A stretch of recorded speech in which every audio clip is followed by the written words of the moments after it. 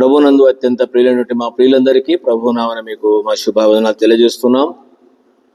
పరిశుద్ధ గ్రంథం బైబిల్ను ఆధారం చేసుకొని ప్రసంగి గ్రంథం 7వ అధ్యాయము 7వ వచనం, కార్యారంభం కంటే కార్యాంతము మేలు అనేటువంటి ఈ భాగాన్ని అనుసరించి పరిశుద్ధ గ్రంథం బైబిల్లో నుండి ధర్మశాస్త్రంలో గురించినటువంటి సంగతులను మనము తలస్తున్నాం. యేసు ప్రభువు వారు చెప్పినట్లు ధర్మశాస్త్రములను ప్రవచన వచనములను నేను కొట్టివేయటకు రాలేదు, వాటిని నెరవేర్చడానికి వచ్చినాను. ధర్మశాస్త్రాన్ని గురించి మన ప్రభు అయిన యేసుక్రీస్తు వారి యొక్క విషయం గురించి గత దినాల నుండి నిర్గమకాండము 20వ అధ్యాయము ప్రభు ఇచ్చినటువంటి ఆజ్ఞలను గురించి మనం తలస్తూ తిరిగి నిర్గమకాండము 20:12లో తల్లిదండ్రులకు విషయంలో పిల్లలు ఏమి కలిగి ఉండాలా, ఏ విధంగా వారు ఉండవలసిన విషయాలను గురించి మనము చూస్తూ వచ్చినాం. పిల్లల యొక్క బాధ్యత, నీ తల్లిని నీ తండ్రిని సన్మానించుమని. అంతేకాకుండా ద్వితీయోపదేశ కాండము 5వ అధ్యాయం 16 నుండి కూడా ఏమన్నది, నీ దేవుడైన యెహోవా నీకు అనుగ్రహించు దేశంలో నీవు దీర్ఘాయుష్మంతుడు అన్నట్టు నీ తల్లిని నీ తండ్రిని సన్మానించు.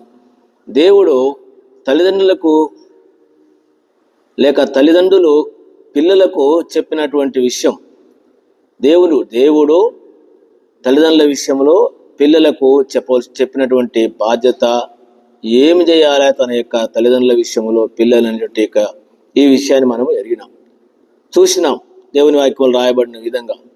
ఇప్పుడు మనం గమనించవలసిన విషయం ఏంటంటే, చాలాసార్లు మనము పిల్లల గురించి చాలా విషయాలు చూసినాం, కానీ కొన్నిసార్లు మనకు వచ్చే ప్రశ్న, నాకు వచ్చిన ప్రశ్న, మిగతా వారు వేసే ప్రశ్న కూడా ఏంటిదంటే, మరి తల్లిదండ్రులకు విషయం ఏమన్నా తెలియకూడదా ఏంటిది అని అంటే, పిల్లల గురించి దేవుడు ఈ విధంగా తెలియజేసినాడు. పిల్లలు ఏ విధంగా తల్లిదండ్రుల పక్షంగా తల్లిదండ్రుల విషయంలో ఉండాలో, అప్పుడు తల్లిదండ్రులు కూడా పిల్లల విషయంలో ఏమి చేయాలి అనేటువంటి విషయమును చెప్పడం మంచిది కదా అని ప్రభు నాకు ఇచ్చిన తలంపును. కాబట్టి పిల్లరా గమనించండి, పిల్లలకు దేవుడు ఆజ్ఞాపించినటువంటి విషయం మనం చూసినాం. దేవుడు తల్లిదండ్రులుగా మనకు పిల్లల విషయంలో చెప్పేటువంటి బాధ్యత ఏంటో మనం కూడా ఎరగవలసిన వారంగా ఉంటాం. మన గురించి అంటే తల్లిదండ్రుల గురించి పిల్లలకు ఏమి మనం చేయాలా, ఏమి చేయించాలా, ఏమి నేర్పించాలో ఇది కూడా మనకున్నటువంటి బాధ్యతగా మనము ఎరగాలి.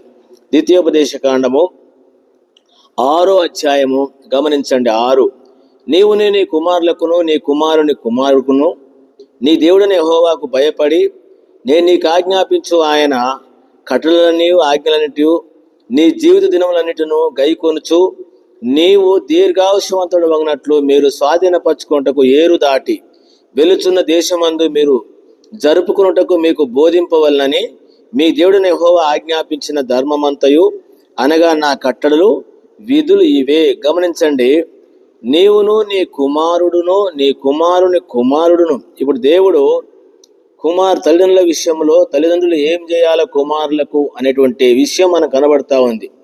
పాలుతేళ్లు ప్రవహించేటువంటి దేశంలో వాళ్ళు ప్రవేశించబోతున్నారు.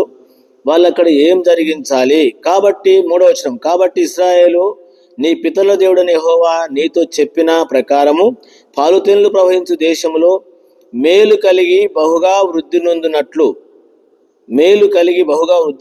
నీవు వాటిని విని అనుసరించి నడుచుకోవాలి. మొట్టమొదటిగా తల్లిదండ్రులముగా మనము దేవుని ఆజ్ఞలు, దేవుని యొక్క మాటలను అనుసరించి మనము నడుచుకోవాలి. ఇశ్రాయేలు వినుము, మన దేవుడైన యెహోవా అద్వితీయుడగు యెహోవా. నీ పూర్ణ హృదయముతోనూ నీ పూర్ణ ఆత్మతోనూ నీ పూర్ణ శక్తితోనూ నీ దేవుడైన యెహోవాను ప్రేమించవలను. ఏం చేయాలంటే యెహోవాను ప్రేమించవలను. నేడు నేను నీకు ఆజ్ఞాపించు ఈ మాటలు నీ హృదయములో ఉండవలను. నీవు నీ కుమారులకు వాటిని అభ్యసింపజేసి నీ ఇంట కూర్చుండునప్పుడును త్రోవన నడుచున్నప్పుడును పండుకున్నప్పుడును లేచున్నప్పుడును వాటిని గూర్చి మాటలాడవలను. సూచనగా వాటిని నీ చేతికి కట్టుకొనవలను. అవి నీ కన్నుల నడుమ బాసికము వలె ఉండవలను. నీ ఇంటి ద్వారబంధముల మీదను నీ గౌనుల మీదను వాటిని వ్రాయవలను. గమనించినారా? తల్లిదండ్రులముగా మన యొక్క బాధ్యత ఏంటంటే, ఇశ్రాయేలు ప్రజలకు ధర్మశాస్త్రంలో చెప్తున్నటువంటి మాట మనం అనుసరించాలి. తల్లిదండ్రులముగా తిరిగి వాటిని మన పిల్లలకు బోధించవలసిన వారముగా ఉంటున్నాం. అందుకనే 7వ వచనం, నీవు నీ కుమారులకును వాటిని అభ్యసింపజేసి నీ ఇంట కూర్చున్నప్పుడు, త్రోవన నడిచినప్పుడు, పండుకున్నప్పుడు, లేచినప్పుడు వాటి గురించి మాట్లాడాలి. మన పిల్లల దగ్గర మనం వేరే వేరే విషయాలు మాట్లాడకూడదు. ఈ దినాల్లో చాలామంది తల్లిదండ్రులు పిల్లల దగ్గర, పిల్లల ముందల రకరకాల విషయాలు మాట్లాడుకోవడము, తిట్టుకోవడము, వారే కొట్లాడుకోవడము, ఈ విధంగా ఉన్నదాన్ని బట్టి పిల్లలు ఎంతో నష్టపోయే వాళ్ళుగా ఉంటున్నారు, ఎంతో కృంగేటువంటి వాళ్ళుగా ఉంటున్నారు, ఎంతో నిరాశలో ఉండేటువంటి వాళ్ళుగా ఉంటున్నారు. వాళ్ళు ఏం చేయలేక, ఎందుకు? వారికి ఆజ్ఞ ఉంది తల్లిదండ్రుల విషయంలో వాళ్ళు ఏం చేయాలనో. మరి తల్లిదండ్రులు పిల్లల విషయంలో ఏం చేయాలా? వాళ్ళ గురించి మన యొక్క బాధ్యత ఏంది? అందుకని వాళ్ళ దగ్గర ఏం చేయాలటంట, నీవు నీ కుమారులకు వాటిని అభ్యసింపజేయాలి. ఇంకా వేరే వేరే సంగతులు కాదు, చెడు అలవాట్లు కాదు, దురలవాట్లు కాదు, వేరే తీరకు కాదు, ఇంకా వేరే ఎక్కడికో పంపడం అని కాదు. కొన్నిసార్లు బైబిల్లో ఉంది, యోబు గ్రంథంలో వారి పిల్లలంట బయటికి మందలుగా పంపుతారంట. ఏం చేయడానికి? నటన చేయడానికి కొరకు, లేకపోతే దేవునికి విరోధంగా జీవించే విషయాల కొరకు వారు పంపుతారు అంట. కాబట్టి దేవుని బిడ్డలారా గమనించండి, మనం అలాంటి వారముగా చేయకూడదు. ఏం చేయాలంట? మన పిల్లలకు దేవుని యొక్క ధర్మశాస్త్రములు ఏదైతే వ్రాయబడి ఉన్నదో, ఏమి చేయాలనో వాటికి ఏం చేయాలంటే మనము వారికి బోధించవలసిన వారముగా ఉండాలని దేవుని యొక్క వాక్యంలో రాయబడి ఉంటుంది. గమనించండి, యోబు గ్రంథము 21వ అధ్యాయము, యోబు గ్రంథం 21వ అధ్యాయము 11వ వచనము. వారు తమ పిల్లలను మందలుగా బయటికి పంపుదురు, వారి పిల్లలు నటన చేయుదురు. ఇరుదులో తల్లిదండ్రులు ఎక్కడికి పంపుతున్నారు? బయటికి పంపుతున్నారు. దేవుని మందిరానికి తీసుకొని రాము, దేవుని ప్రార్థన కూడికలకు తీసుకురాము, దేవుని సంగతి తీసుకురాకుండా బయటికి పంపేవారుగా ఉన్నారు. బయటికి మందలుగా పంపుదురు, వారి పిల్లలు నటన చేస్తూ ఉన్నారంట. ఈ దినాలలో ఎక్కువ నటనలు అయిపోయినాయి. తర్వాత తంబుర స్వరమండలమును పట్టుకొని వాయించుదురు, సానిక నాదము విని సంతోషించుదురు. వారు శ్రేయస్సు కలిగి తమ దినములు గడుపుదురు, ఒక్క క్షణములోనే పాతాళమునకు దిగుదురు. గమనించండి, పిల్లలు ఎక్కడికి పంపుతున్నారు తల్లిదండ్రులు? కాబట్టి యాడికి పంపుతున్నాం మన పిల్లలను? నటన కొరకు పంపుతాను. ఇంకా దీని గురించి నేను వివరించడం కుదరదు. మన పిల్లలను రకరకాల విధానం పంపుతున్నాం. వాళ్ళకేదో నేర్చుకోవడానికి కొరకు అనమాట. బాక్సింగ్ నేర్చుకోవడానికి కొరకు, కరాటా నేర్చుకోవడానికి కొరకు, నటన చేయడానికి కొరకు రకరకాల విధాలుగా చేస్తే అది కాదు బైబిల్లో ఏం నేర్పించాలని. ఎందుకని ఏముంది? మనం చదువుకుంటే ద్వితీయోపదేశ కాండంలో గమనించండి, ఏది మనము బోధించాలా, ఏంది నీవు. అందుకని నీవు నీ కుమారులకు వాటిని అంటే ఏంటిది?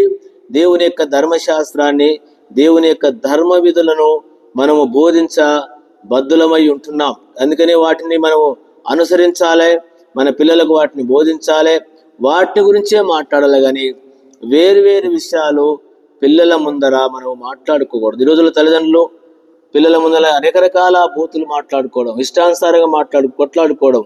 కాబట్టి వాళ్ళు ఏం నేర్చుకుంటారు? వారి ప్రార్థనకి ఏమని పోతారు? ఏమని భక్తిగా ఉంటారు?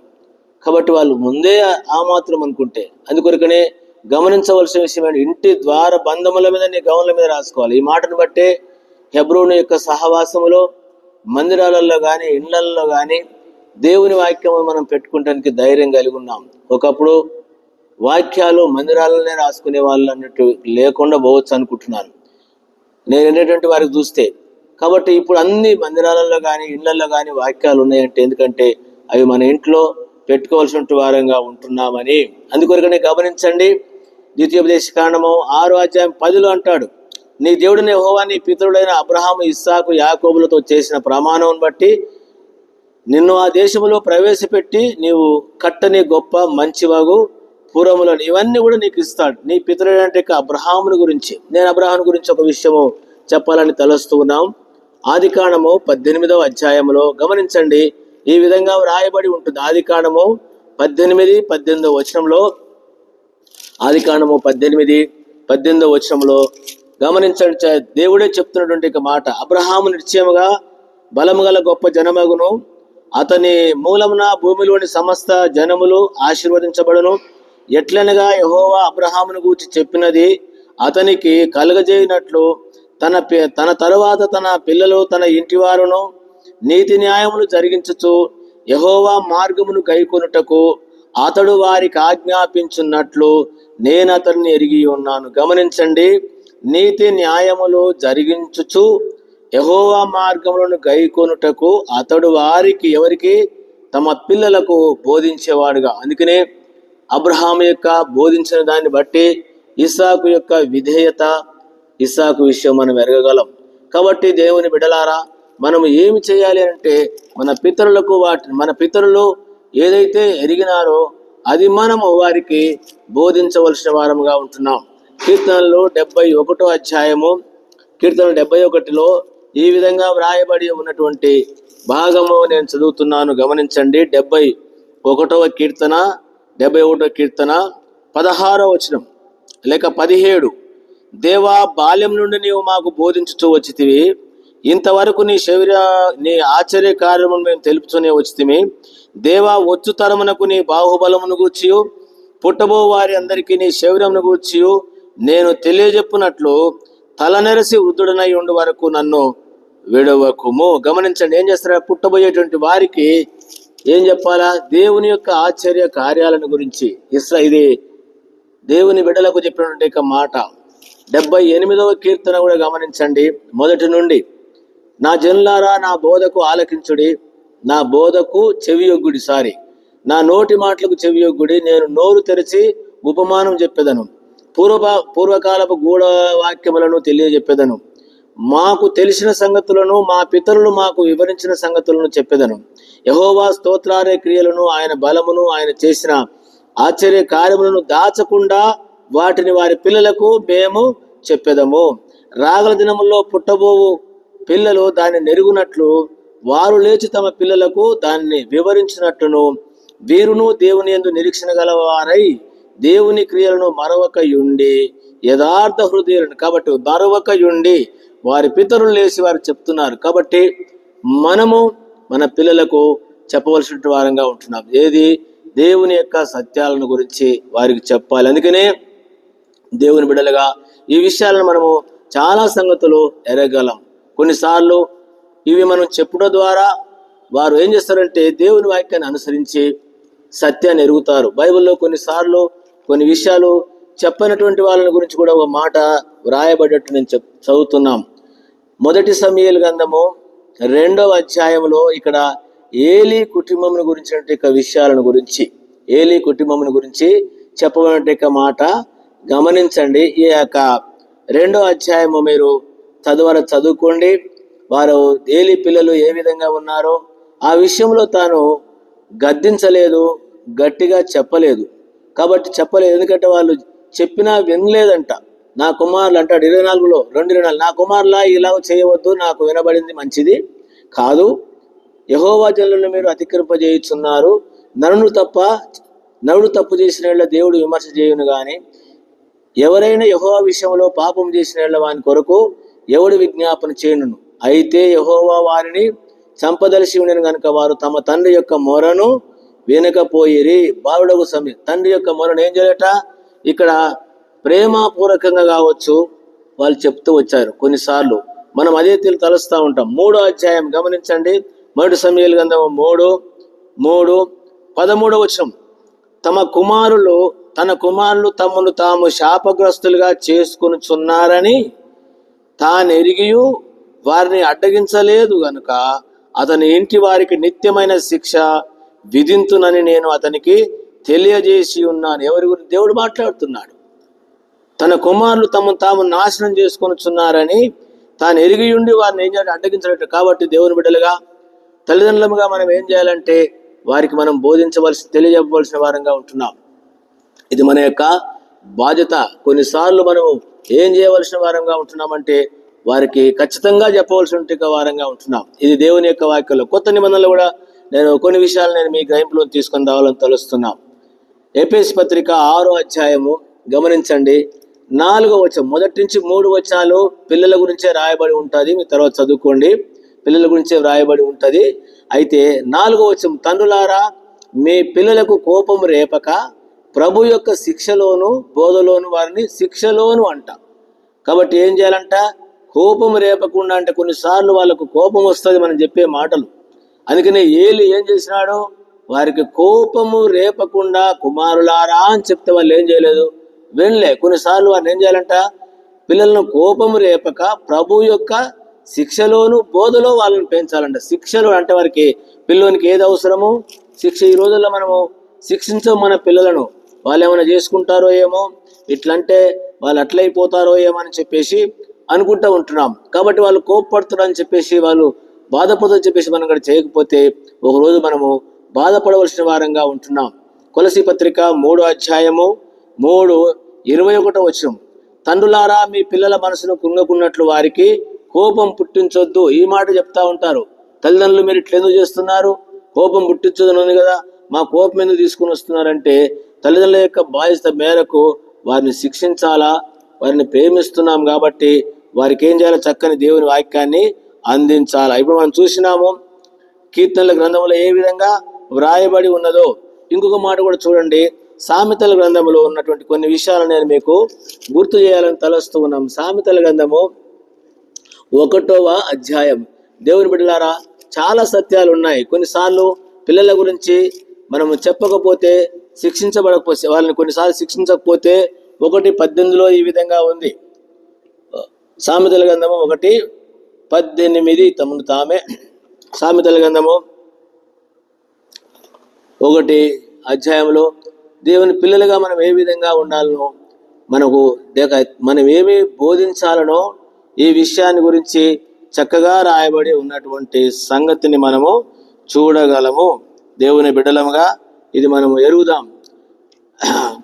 సామెతలు 1వ అధ్యాయంలో ఉడికిన దాసులకు దావీదు కుమారుడు ఇశ్రాయేలు రాజైన సొలొమోను సామెతలు అంట. ఎవరికంటే పిల్లలు నీతి న్యాయాలను అనుసరించి పిల్లలు ఏం చేయాలంట?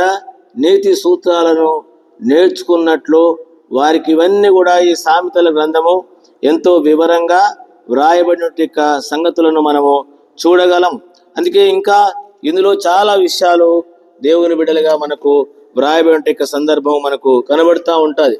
3వ అధ్యాయంలో కూడా ఒక మాట రాయబడి ఉంటుంది. 3వ అధ్యాయము 3 గమనించండి, 12 తండ్రి తనకు ఇష్టడైన కుమారుని గద్దించు రీతిగా యెహోవా తాను ప్రేమించు వారిని గద్దిస్తాడంట. గమనించు, తనకిష్టడైన కుమారుని ఏం చేయాలంట? తండ్రి గద్దించు రీతిగా అంటాడు. గద్దించుడంట. దేవుడు కూడా మనుషుని ఏం చేస్తున్నాడంటే గద్దిస్తాడు. ఎవరైతే ఇష్టడైన వాడు ఉన్నాడో అతన్ని గద్దించేవారుగా ఉన్నటువంటి సందర్భము మనం ఎరగం. కాబట్టి పిల్లలను కొన్నిసార్లు మనం ఏం చేయాలా? వారిని ఖచ్చితంగా చెప్పాలంటే విషయాలు మన బాధ్యత మేరకు ఉంటుంది. అందుకనే 4వ అధ్యాయం కూడా చూడండి, కుమారులారా తండ్రి ఉపదేశము వినుడి, మీరు వివేకము నొందినట్లు ఆలకించుడు. దేవుని బిడల తండ్రి ఉపదేశం అంటే మనము మన పిల్లలకి ఏం చేయవలసిన వారంగా ఉంటున్నాం అంటే ఉపదేశించవలసిన వారముగా ఉంటున్నాం. ఎఫెసీ పత్రికలో చెప్పినటువంటి విధంగా మన పిల్లలకు మనము బోధించవలసిన వారంగా ఉంటున్నాం. గమనించండి, సామెతలు 1వ అధ్యాయము 8వ వచనంలో ఏమంటుందంటే, నా కుమారుడా నీ తండ్రి ఉపదేశము ఆలకింపుము, నీ తల్లి చెప్పు బోధ తోసివేగ. అంటే పిల్లకి ఏం చేయాలి? ఉపదేశించాలా, బోధించాలి. తల్లిదండ్రులముగా మనము వారు కూడా ఏం చేయాలా? వినాలి అంటాడు. వినాలి అంట. కాబట్టి వినకపోతే గొప్ప నష్టం ఉన్నటువంటి సంగతిని కూడా మనము ఎరగవలసిన వారముగా ఉంటున్నాం. కాబట్టి గమనించండి, 13వ అధ్యాయం సామెతల గ్రంథం 1వ వచనం, తండ్రి శిక్షించిన కుమారుడు జ్ఞానం గలవాడగును, అపహాస్యకుడు గద్దింపునకు లోబడు. తండ్రి ఏం చేయాలా? అందుకని శిక్షలోను బోధలోను మనం ఏం చేయాలి? వాళ్ళను పెంచాలి. కాబట్టి ఇది తల్లిదండ్రులుగా ఒకవేళ పిల్లలు కనుక మీరు వినకపోతే దానికి మీరే ఉత్తరవాదులని గమనించండి. సామెతల గ్రంథము 23వ అధ్యాయం 22వ వచనము, నిన్ను కనిన నీ తండ్రి ఉపదేశము అంగీకరించుము, నీ తల్లి ముదిమి యందు ఆమెను నిర్లక్ష్యం చేయకు. నిన్ను కనిన నీ తండ్రి ఉపదేశం. అందుకనే పిల్లలను ఏం చేయమని ఉన్నాడు? ఎఫెసీ పత్రిక 6వ అధ్యాయం 4వ వచనంలో, తండ్రులారా మీ పిల్లల కోపం లేక ప్రభు యొక్క శిక్షలోను బోధలోను అంట. వారికి ఏం చేయాలా? బోధించాలి, చెప్పాలి. వినకపోతే ఏం నష్టపోతారు? ఇప్పుడు చూసినాం, ఆయన చెప్పినాడు కానీ గద్దించలేదు. కాబట్టి ఏలి కుటుంబం ఏమైపోయింది? గొప్ప నష్టానికి కారణమైపోయినది, గొప్ప నష్టానికి. అందుకని ఇంకా దేవుని వాక్యము చాలా విషయాలు ఉన్నాయి వాళ్ళు బోధించాలని చెప్పేసి. మీకు మరొక విషయము, బోధిస్తే విన్నటువంటి వాళ్ళు ఉన్నారు. బోధిస్తే విన్నటువంటి వాళ్ళు, తల్లిదండ్రుల యొక్క మాట విన్నటువంటి వాళ్ళు ఉన్నారు. దానిలో ఎవరనంటే ఒక విషయం చెప్తున్నాను వినండి. తల్లిదండ్రులుగా మన బాధ్యత. న్యాయాధిపతుల గ్రంథము 13వ అధ్యాయంలో మనోహ కుటుంబం ఉన్నది. వారి కుమారుడే సంసోన్. దేవుడు సంసోను గురించి చెప్పినాడు. ఎవరు అంటే మనోహ భార్యకు చెప్పినాడు, ఈ విధంగా ఉండాలని కుమారుడని. వాళ్ళు చెప్పినారు, ఆ విధంగా ఉండాలని వాళ్ళు ప్రయత్నం చేసినారు. వాళ్ళు చేతిలో ఉన్నంత వరకు పిల్లోడిని చక్కగా పెంచుకుంటూ వచ్చినారు. కానీ పెద్దవాడైనాక ఏమైనాడు అంటే వినలే. మనకి తెలుసు, వినకుండా తాను వెళ్ళి ఏం చేసినాడు, చెప్పినా కూడా వినకుండా నష్టపోయినాడు. అందుకనే బోధలోను శిక్షలో వాళ్ళు పెంచితే వినలే. కాబట్టి సంసోను గురించి మనకు తెలిసినటువంటి సందర్భాలు. ఇంకొక విషయం, నేను మీకు గొప్ప విషయం నేను చెప్పాలని తలస్తూ ఉన్నాను, గమనించండి. దానియేలు గ్రంథంలో, అందుకనే పిల్లలారా, తల్లిదండ్రుల యొక్క విషయాన్ని ఒకవేళ చెప్పకపోయినా వారి సాక్ష్యాన్ని గురించి అయినా మీరు ఎరగవలసిన వారంగా ఉంటున్నాం. ఎందుకంటే మీ తల్లిదండ్రుల యొక్క సాక్ష్యం దానియేలు గ్రంథంలో ఈ విధంగా వ్రాయబడి ఉంది. అందరికీ తెలుసు, నెబుకద్నెజర్ రాజు గారి గురించి సందర్భంలో నెబుకద్నెజర్ రాజుకు ఏమి జరిగినదో, ఏదైపోయిందో, కాబట్టి అది మనము గుర్తు చేసుకోవాలి. నెబుకద్నెజర్ యొక్క కుమారుడు బెల్షాజరు ఏం చేసినాడు, తన తండ్రికి దేవుడు చేసినట్టు కార్యాలను చూసి తను కూడా, అందుకనే నెబుకద్నెజర్ రాజు గురించి అతడు నా సేవకుడు అన్నాడు.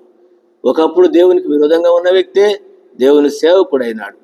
దేవుని కొరకు నీతి న్యాయాలు అరిగించేటటువంటి వాడుగా ఉన్నటువంటి విషయం. 4వ అధ్యాయం 4:37 ఈలాగు నెబుకద్నెజరు నేను పరలోకము రాజు యొక్క కార్యములన్నీ సత్యములు, ఆయన మార్గములు న్యాయములు నై ఉన్నవని గర్వముతో నటించు వారిని ఆయన అనుప శక్తుడనియు ఆయనని స్తుతించి కొనియాడుతుంది. చూసారా, ఈ కుటుంబంలో జన్మించిన వ్యక్తి బెల్షాజరు ఏం చేయలేదు, తను తాను దేవునికి అర్పించుకోలేదు, దేవునికి విరోధంగా జీవిస్తూ వచ్చినాడు. ఇదంతా మీరు దానియేలు గ్రంథము 5వ అధ్యాయము చదవండి, జ్యోతిష్ కులకులు వీళ్ళని.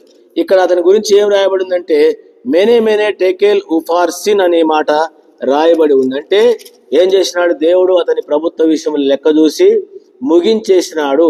ఎందుకు చెప్పబడినది ఈ విషయములు అని అంటే దీని భావం తెలియజెప్తాను వినన్నాడు.